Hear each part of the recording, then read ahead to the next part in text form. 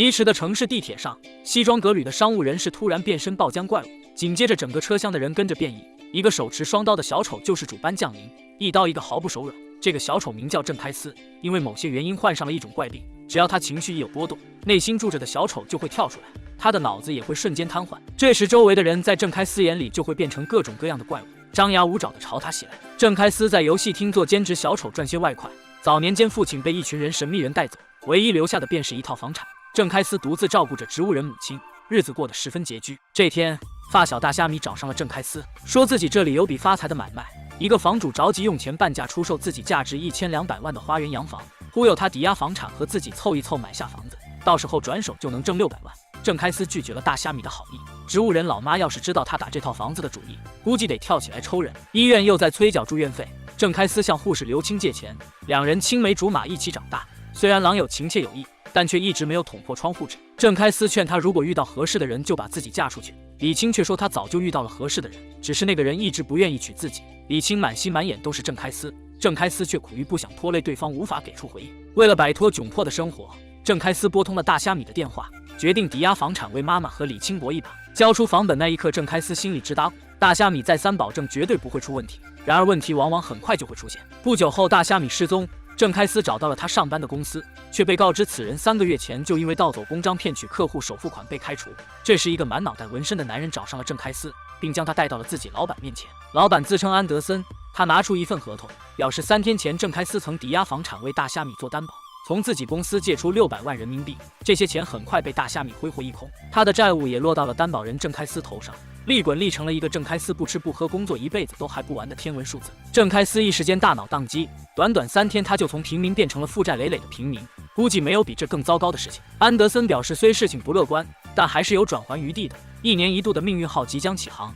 船上都是和郑开司处境相似的人。3天后船会开到公海，到时候船上会有一场游戏，如果运气够好，郑开司不仅贷款会被清零，还有可能大赚一笔下船。相反，输掉比赛的人必须听后主办方的差遣。郑开司只有1分钟的思考时间，他想不出有比眼下更坏的结果，于是便选择了上船。郑开司回到医院，他嘱咐李青帮忙照看母亲，如果1周后自己没回来，就拔掉老妈的氧气管，如果他有幸能回来，就一辈子都不会再离开。郑开司被带上了船，主办方为他们每人下发了12张卡片和3颗五角星，卡片中石头剪刀布各有4张，双方同时出牌，裁判查看牌面后宣布输赢，输掉的人失去1颗星星，赢了的人拿走对方的星星，平局则双方都不会损失星星。4个小时里，手中的12张卡牌全都打出去，且星星数量保持在3颗为胜利，其余情况全都为失败。游戏中3颗星星全部损失则会被淘汰，淘汰的后果没人能够承受。除了以上规则，星星和卡牌在自愿的情况下可以转移或者交易。主办方还为所有人提供了1次贷款的机会，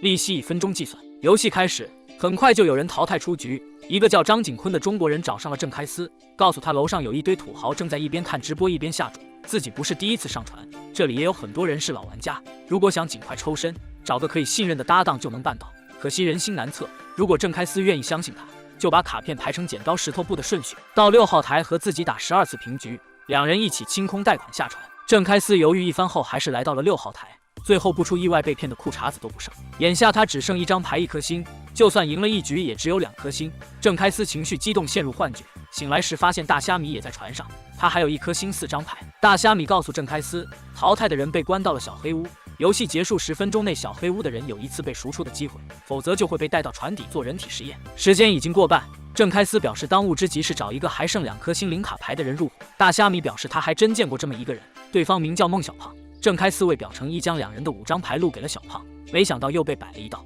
小胖偷了他们唯一的布跑回牌桌，结果还是没能翻盘。郑开司和虾米气得牙痒痒，小胖表示自己也是被骗怕了，大家通常会把自己手里的牌打得均匀些，保证到后面每种牌都有，而郑开司和虾米手上的胜牌除了1张不全是剪刀，实在有些蹊跷，这牌要是被人看到，无疑会变成活靶子。郑开司闻言灵光一闪，简单计算分析后有了定论，他用掉了自己的贷款机会，让小胖和虾米去盯紧手上还有9张牌的人，只要他们接下来的2把打出了石头和剪刀，就马上告诉自己。小胖很快找到了一个符合条件的大胡子，对方也如郑开司所料打出1张布，赢了1颗星的3人激动万分。不服气的大胡子放了几句狠话，郑开司问对方要不要再来一把，大胡子表示1把不够，要来3把。虾米和小胖劝郑开司见好就收，没想到他却答应了大胡子的要求。郑开司心里早有成算，一番心理战和概率计算后，3局2胜赢得2颗星。时间所剩不多，场上的卡片数量也越来越少。三人手里总共有5颗星0张卡牌，他们必须买牌赢星。郑开司观察了3种牌的剩余数量，